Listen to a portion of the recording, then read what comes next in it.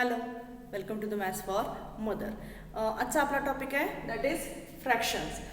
Last ह्याच्यामध्ये आपण word problem study केलेले होते. Now we are dealing with the fractions which is a 10th topic. आता हा करताना काही गोष्टी आपण आधी शिकलेलो आहोत, म्हणजे इन द स्टँडर्ड थर्ड, त्याविषयी थोडीशी आपण चर्चा करणार आहोत. तर ते कळण्यासाठी 3 गोष्टी आपण त्यामध्ये शिकलेल्या होत्या, that is half, quarter and 3 quarter. बघा, आठवत असेल तर. So we are dealing with that. पहिल्यांदा आपण त्याचं रिवाइज करायचं आहे. That is half, second one quarter and third one that is 3 quarter. So what is this 3 quarter, what is this half? For that we are taking here, म्हणजे आपण एक काम करूया की इथे एक मी स्ट्रिप घेतलेली आहे. ह्या स्ट्रिपचा वापर करूया. पुस्तकामध्ये पण तुम्हाला दिलेलं आहे सुधड्याच्या सुरुवातीला. म्हणजे तुम्हाला दिलेली आहे फॉर एक्झाम्पल एक भाकरी किंवा एक पोळी किंवा तुम्ही फुलका जे काही खात असाल त्याचा एक भाग. मी दोन्हीही दाखवणार आहे. बघा, सी हियर. हा एक आपण पोळी फुलका किंवा काय त्याचा आपण ही एक भाकरी किंवा पोळी तुम्ही जे काही घेतलेली आहात ती तुम्ही घेतली. That is 1. टोटल 1 आहे. I am making here drawing the diagonal here 2 parts of it. आता मी त्याचे 2 भाग केले. मी डायगोनल ड्रॉ केला, त्याचे 2 भाग केले. And if I just shade 1 part, त्यातला एक भाग मी शेडेड केलाय, दुसरा अनशेडेड केलाय. सो लिहिण्याची पद्धत फ्रॅक्शन झाला. हा फ्रॅक्शन म्हणजे काय? तुकडा झाला म्हणजे फ्रॅक्शन झाला.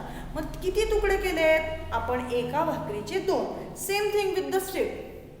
आता ही जी स्ट्रिप दिसते त्याचे सुद्धा जर मी इथून एक रेष मारली तर बघा काय येणार आहे? स्ट्रिपचे किती तुकडे होणार आहेत?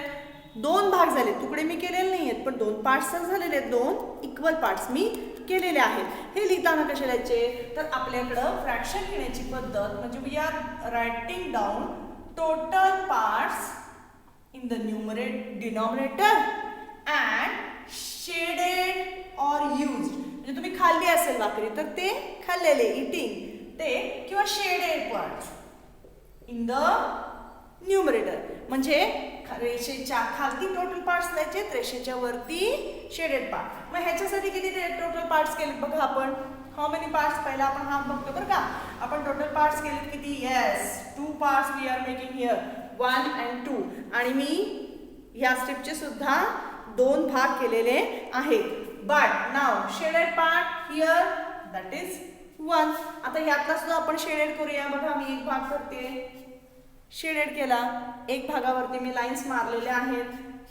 आता ह्या लाईन्स मारल्यात म्हणजे काय झालेलं आहे? It's a shaded part. किती भाग केला आहे? That is 1. मग हे जे लिहिणं आहे 1/2 हे जे आहे, किंवा 2 भागातला एक भाग, तो म्हणजे आला हाफ.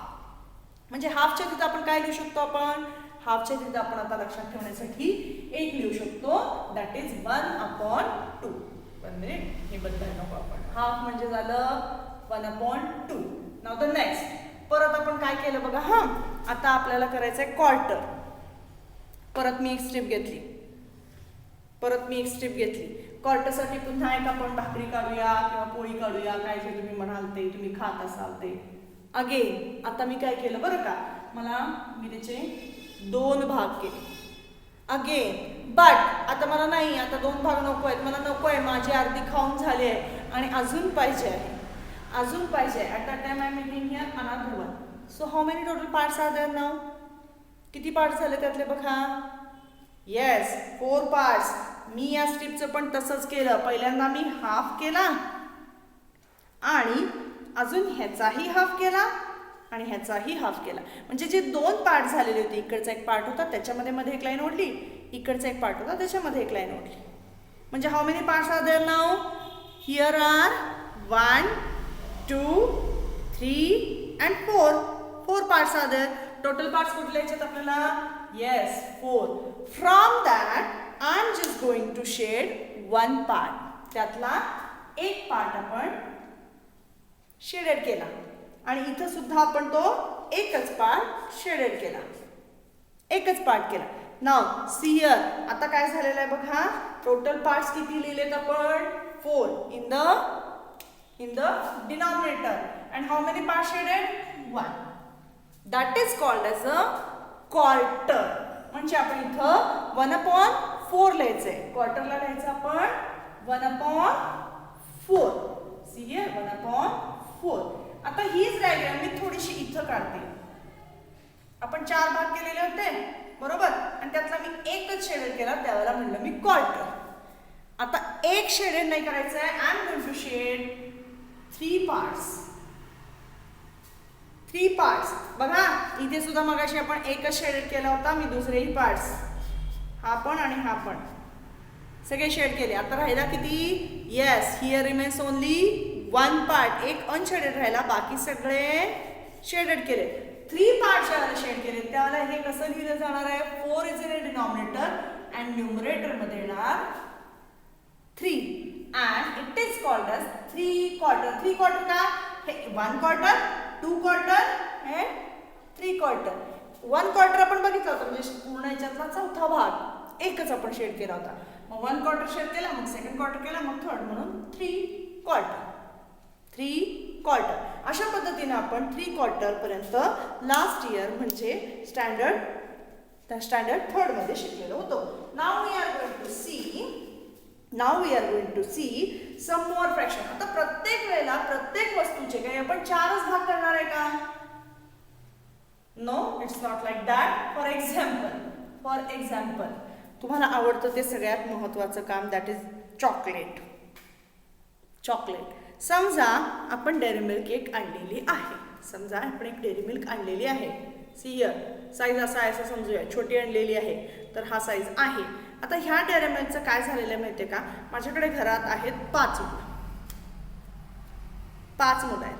5 मुलांना मला ही द्यायची आहेत. म्हणजे मला याचे किती पार्ट्स करायला पाहिजेत?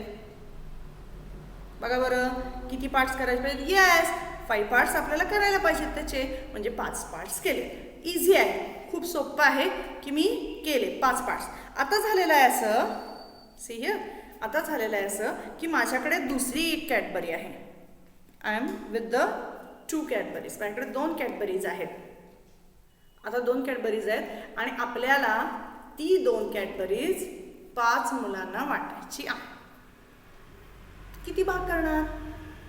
बघा, 2 कॅडबरीज आहेत आणि 5 मुलांना वाटायचे आहेत. प्रश्न पडला आता, मग आपण असं केलं तर चालेल का? बघा बरं, ह्या कॅडबरीचे 5 भाग करूया आणि ह्या पण कॅडबरीचे 5 भाग करूया आणि प्रत्येकाला एक एक देऊया. चला हे गणित जरा आपण बोर्डवर मांडूया.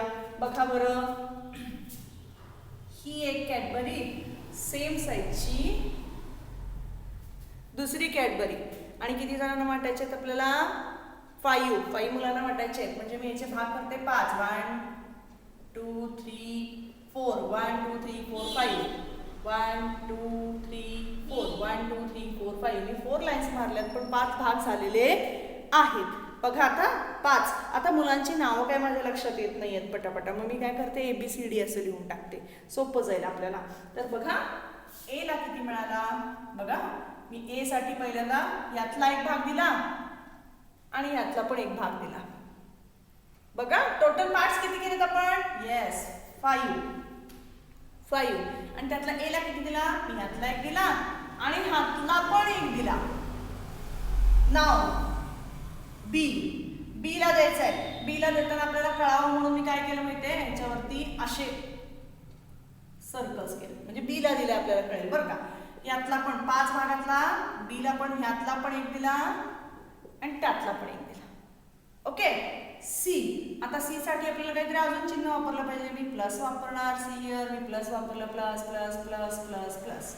सी ला यातला पण एक भाग दिलाय आणि त्यातला पण एक, 5 भागातला एक, म्हणून 5 आणि त्यातला 1. आता इथे अशीच लाईन मारते फक्त. See the 1/5 and 1/5.